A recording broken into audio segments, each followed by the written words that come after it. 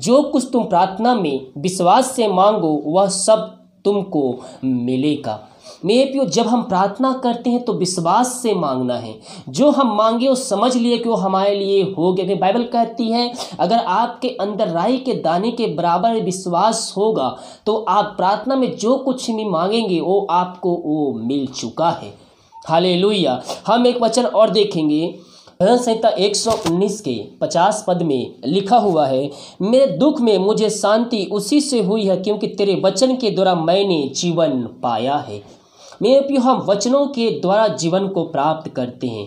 जब जीवन में हमारे दुख तकलीफ आता है तो हमारे भलाई के लिए ही आता है कि हम उस दुख तकलीफ के द्वारा हम प्रभु के करीब आते हैं, हम उसके वचनों को जानते हैं, उस पर चलते हैं। जब हम प्रभु के वचन से भटक जाते हैं तो प्रभु हमें ताड़ना के द्वारा, दुखों के द्वारा वो हमारे पास लाता है। वो नहीं चाहता है कोई मनुष्य नरक की आग में जाए और को नहीं चाहता है कोई भी नरक के आग में डाला जाए। इसलिए प्रभु यीशु मसीह हमें अपने वचनों के द्वारा हमारे पास बुलाता है। वो हमें दुख तकलीफ भेजता है कि हम उसके वचन को सच्ची से जानकर उसके पास हम लौट आए ताकि हम अंदर जीवन का सहभागी हो जाए। हम हालेलुया। यूहन्ना 14 के 1 पद में लिखा है, तुम्हारा मन व्याकुल ना हो, परमेश्वर विश्वास रखो और मुझ पर भी विश्वास रखो।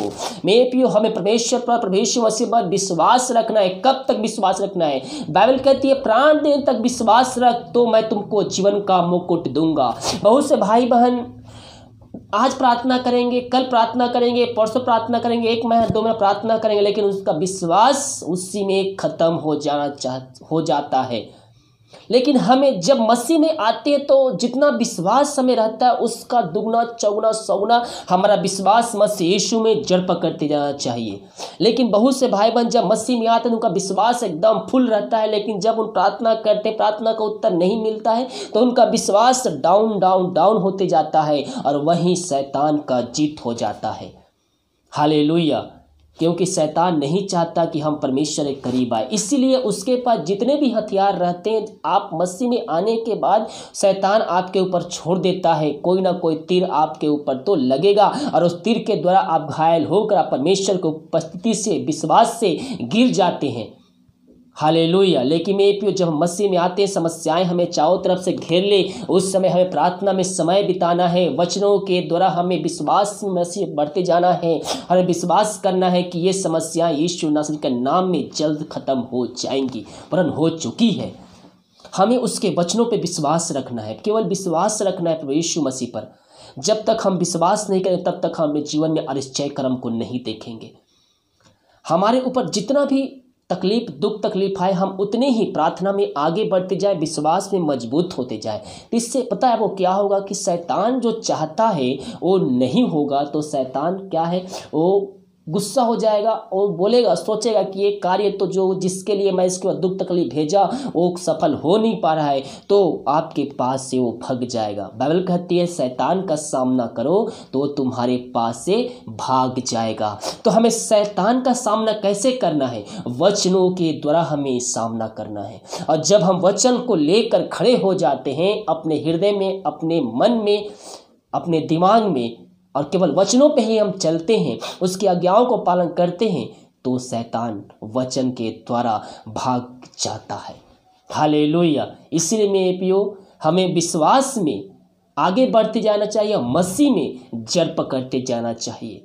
हम प्रार्थना करते हैं, उत्तर नहीं मिलता है, फिर भी हमें लगातार हर समय प्रार्थना करते रहना चाहिए। परमेश्वर ने हर एक चीज़ों का एक समय निर्धारित किया गया है और जब वो समय आपके जीवन में आएगा परमेश्वर आशीष आपके जीवन में भेजेगा। लेकिन तब तक आपके उसके लिए प्रार्थना करते रहना है कंटिन्यू। बहुत से लोग सोचेंगे अब कि समय आएगा वो आशीष मेरे जीवन में आ जाएगी, लेकिन ऐसा नहीं है मेरे प्रियो। समय आएगा, निकल भी जाएंगे, आप वहीं का वहीं रह जाएंगे। इसीलिए आपको समय आते तक उस विषय के लिए प्रार्थना करते रहना है।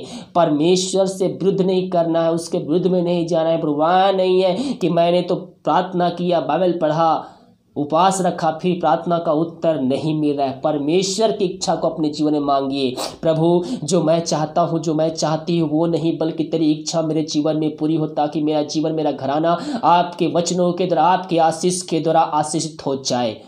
हम प्रभु के वचनों, हम प्रभु की इच्छा को अपने जीवन में मांगने वाले हो जाए मेरे प्रियो। और जब प्रभु की इच्छा हमारे जीवन में आती है तो हमारा जीवन आशीषों से भर जाता है। जो उस आशीष हमें देता है वो आशीष हमारे पास हमेशा ही रहती है। कब तक? जब तक हम उसके साथ रहेंगे, जब तक हम उसके वचनों पे चलते रहेंगे, वो आशीष हमारे पास हमेशा के लिए स्थिर रहती है।